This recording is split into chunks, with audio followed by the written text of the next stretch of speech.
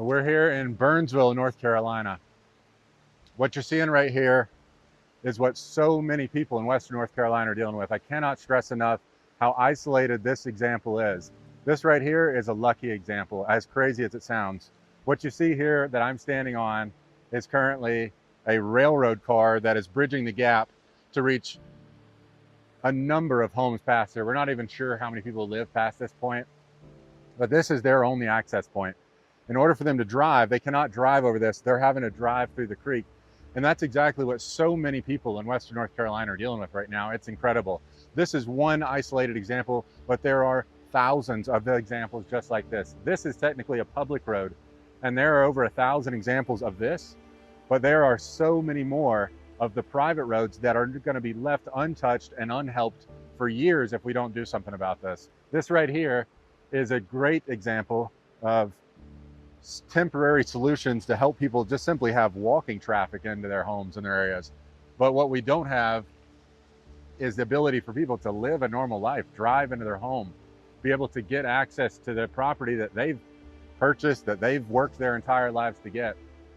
And so many people have exactly this scenario that they're dealing with, exactly this, and worse. This one's a lucky one because it still has the concrete structures that are placed here on both sides.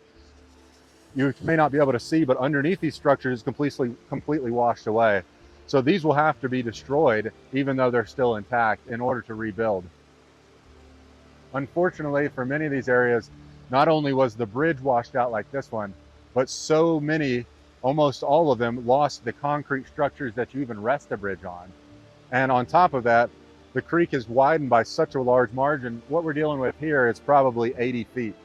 So not only will this require a rebuild of infrastructure and the bridges that actually get people to the home, but it'll require a rebuild of the embankments because this was caused a erosion problem that will last forever. So if we don't do something about this and find a way to help these people, unfortunately, they're left with no options. And that's not an option for us. So we're going to do what we can to help these people get back into these spots, including working with state officials who are going to adopt our suggestions for how we can rebuild and do this in an efficient manner.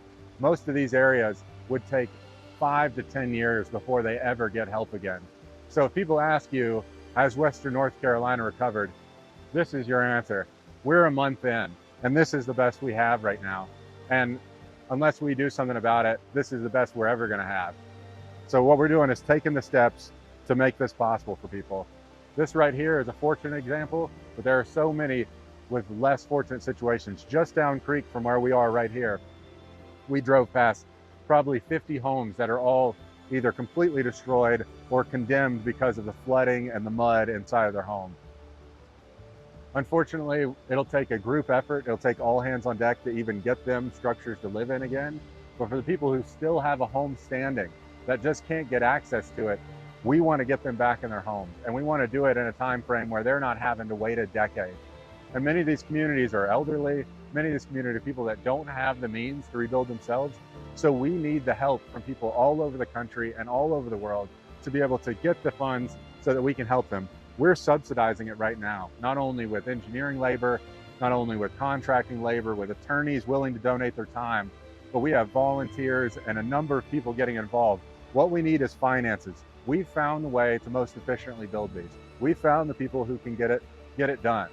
But what we need is the funding to subsidize the materials for these individuals who do not have the funds to pay $500,000 to get a bridge back to the home or community of 10 people.